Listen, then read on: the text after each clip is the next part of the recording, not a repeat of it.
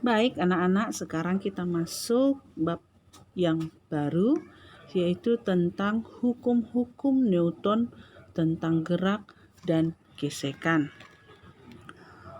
Mengapa benda bergerak? Ya, mengapa benda bergerak? Benda bergerak pasti mengalami perubahan gerak. Dengan adanya perubahan gerak ini pasti ada yang dinamakan percepatan. Ya, kemudian kita lihat lagi.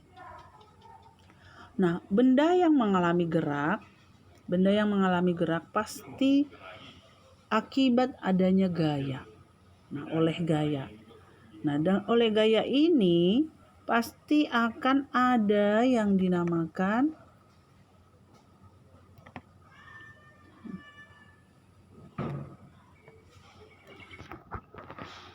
perubahan bentuk. Ya, perubahan bentuk. Nah, dari perubahan bentuk ini maka akan kita lanjut ke berikutnya. Yang dinyatakan dengan menggambarkan adanya interaksi antara benda dan lingkungan. Nah, itulah gaya. Baru pasti akan menghasilkan besaran vektor. Nah, dari gaya itu akan terjadilah perubahan bentuk atau disebut dengan deformasi. Itu dia. Nah, hasil dari benda yang bergerak ya pasti resultan gaya yang terjadi tidak sama dengan nol. Ini dia. Resultan yang terjadi tidak sama dengan nol. Namun, benda yang melakukan gerak pasti akan memiliki gerak lurus berubah beruturan yang setimbang. Artinya, gaya yang bekerja di dalam itu adalah tetap. Maka digambarkan di situ sama dengan nol. Ya, sama dengan nol. Oke, kita lanjut. Benda yang berinteraksi pasti ada yang dinamakan kontak langsung, kemudian dari jarak jauh. Jadi benda yang berinteraksi itu memiliki dua, ada dia yang kontak langsung dan ada yang dari jarak jauh. Nah, jarak jauh ini itulah yang disebut dengan medan gaya. Nah, medan gaya atau interaksi yang terjadi di alam adalah memiliki beberapa bagian, yaitu yang pertama gaya gravitasi. Gaya gravitasi adalah antara benda yang bermassa, sedangkan gaya elektromagnetik adalah antara benda bermuatan. Gaya kuat antara partikel subatomik. Kemudian gaya lemah adalah proses peluruhan radioaktif. Baik, kita lihat dulu tentang hukum Newton yang pertama. Hukum Newton pertama tentang gerak. Apa dikatakan di situ?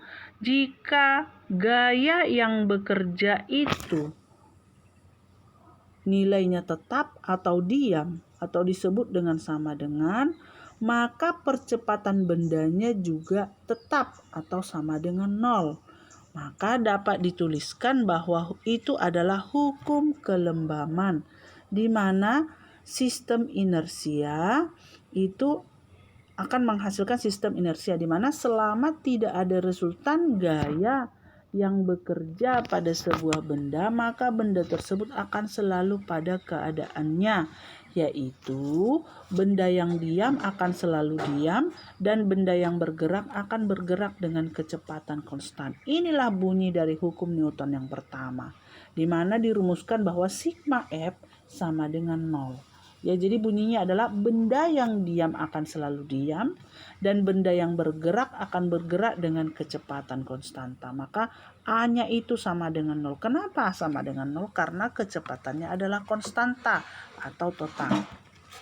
Oke, massa kelembaman. Nah, sistem inersia kita lihat dulu. Jika massa kelembaman dalam sistem inersia, maka kecepatannya itu adalah konstan.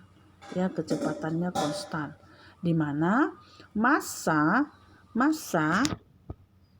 atau dilambangkan dengan M adalah sebagai skalar. Dalam satuan sistem internasionalnya adalah kilogram. Sedangkan rumusnya M1 per M2 sama dengan A1 per A2. Jika pengaruh dari luar tidak dapat diabaikan, seberapa jauh sebuah benda mampu mempertahankan sifat kelembabannya, ya. Oke, baik, itulah untuk hukum pertama. Sekarang hukum Newton kedua. Apa sih bunyi dari hukum Newton yang kedua itu, di mana percepatan pada sebuah benda sebanding dengan resultan gaya yang bekerja pada benda tersebut. Itu. Oke, kemudian maka rumus di sini adalah A berbanding dengan sigma F, di mana sigma F sama dengan M dikali A, atau resultan gaya sama dengan massa dikali A. Itu dia ya. Oke, baik. Di mana sigma F sama dengan M, di mana sigma Fx, di sini X-nya ada, sama dengan MA dikali X. Kemudian sigma Fx sama dengan MAX, di mana sigma Fy sama dengan MAY. Dari situ diperoleh bahwa sigma F2 Fz sama dengan MAZ. Satuan gaya adalah Newton. 1 Newton sama dengan 1 kg meter sekon pangkat minus 2. Dan 1 dine sama dengan 1 gram dikali sentimeter dikali S pangkat minus 2. Dan 1 LB sama dengan 1 slug dikali feet dikali S pangkat minus 2. Maka 1 Newton sama dengan 10 pangkat 5 dine. Dan 1 Newton sama dengan 0,225 LB.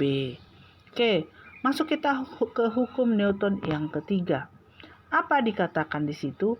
Jika dua buah benda, yaitu massa pertama dan massa kedua, sama-sama memberi gaya, yaitu F21 dan F12, maka kedua benda ini akan memberikan gaya yang arahnya berlawanan. Di mana itu arah yang berlawanan ini, tanda panah ini?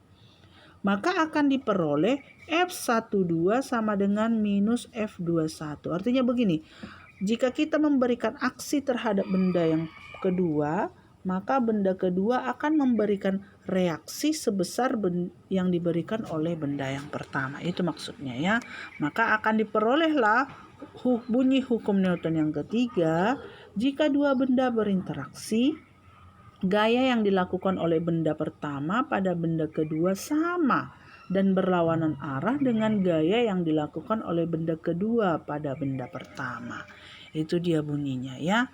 Oke, baik. Sampai di sini dulu. Minggu depan kita akan belajar tentang gaya gesek terhadap benda yang diam, dan ada beberapa jenis gaya gesek, dan nanti akan saya berikan soal tentang hukum Newton yang pertama, kedua, dan ketiga. Jadi sampai di sini dulu, kita lanjutkan minggu depan. Sekian dan terima kasih.